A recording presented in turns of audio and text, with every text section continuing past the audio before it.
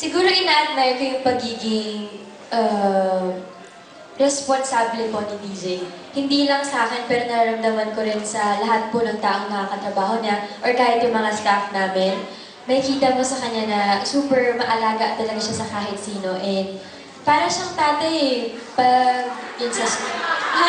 Hindi, in a good way. Kasi yung pasasabihan ka niya, yung kung ano yung ginawa mo, kung maganda ba yun o hindi, yung sa suot mo, yung sa lahat ng bagay na na alam ko naman na ginagawa na yun for me. So, bihirang lalaki lang naman talaga yung hindi mambobola, na totoong tao talaga si DJ. So, isa yun sa ina-admire ko sa kanya. Si Daniel, you work in a relationship with us. Okay naman ho. Kasi hindi naman kailangan tanggalin, di ba? Kasi yun nga ho yung kailangan. Alin? Yun nga yung magic dun eh. Yung personal feelings. Alin? Kaya direct, pag wala naman yan, mapaplastikan lang tayo dito. Pero kung yun ang ginagamit yung personal feelings, hindi okay tayong lahat. Masaya tayong lahat. Okay. Kung meron kayong i-improve na ugali na bawat isa na gusto niyo, ano yun? Ako yun sa oras ko. Yung para sa kanya? Kasi minsan po, nalilate po ako minsan. Pag nalilate po ako, kailangan kong baguhin. Hindi ka tinatawagan ni Catherine? Ako po yung tumatawag, tapos ayaw niya nang sagutin dahil nagagalit na po siya. So magmamadali na ako ngayon. Yun lang. Eh yung, kung may ugali si Catherine na gusto mong baguhin o i-improve, ano kaya yun? Alam niyo na ako yun. Ano nga, di nga namin alam.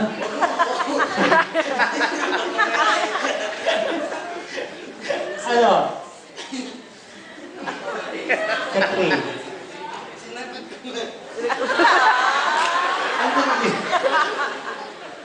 Yung sa paggagawa ng desisyon sa sarili niya.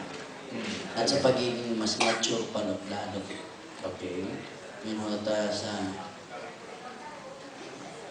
Sinasabi lang. Ano mo, yung kasi yung sa realidad ho ng buhay, kumbaga. Di ba ho? Maging open ho yung utak na sa lahat na nangyayari. Pati yung paliligaw mo. Ano? Hindi si Catherine. Kung ano yung ugali ni Daniel, gusto mong baguhin o i-improve kung meron ka? Yung una-una talaga yung sa time po talaga, yung sinabi, inabi na naman niya kasi ayoko talaga nag-iintay. Ako yung tao, ayoko nag-iintay. Grabe. Kaya, tuwing nalilate sa super na, yun, minsan nag-aaway kami dahil doon. Pero yun, nag-improve na siya ngayon.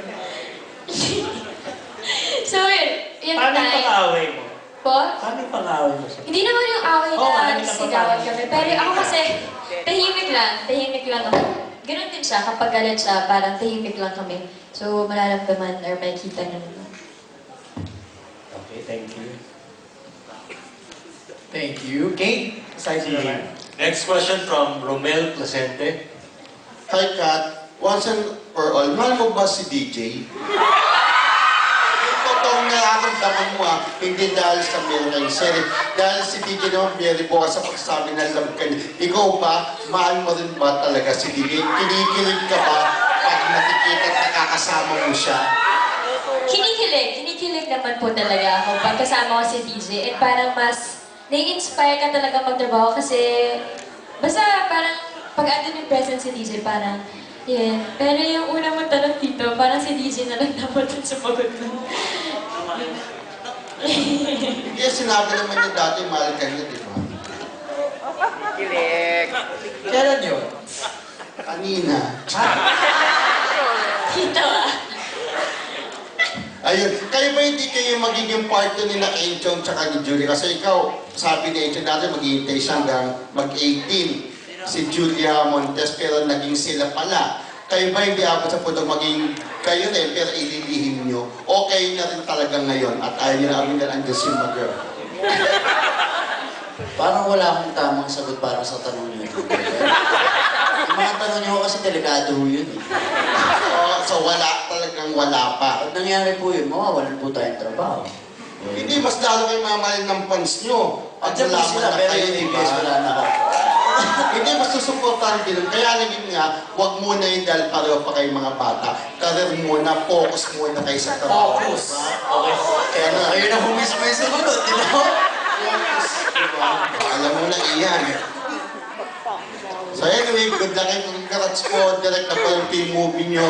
Ang ganda-ganda. Fairness. Saka, first day ako nanood punong-puno. Congrats po.